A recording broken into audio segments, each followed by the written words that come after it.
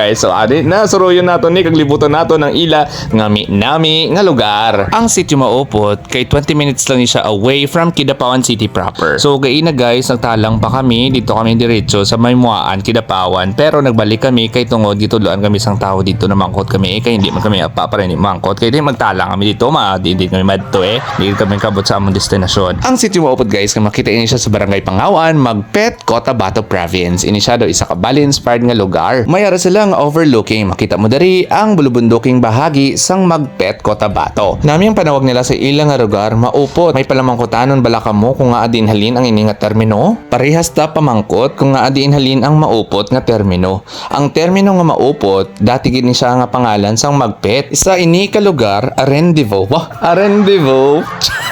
Isa ini ka lugar kung sa diin nagagather ang mga Manobo tribe para piyestahan ng ilang ang ginatawag nga Linupot.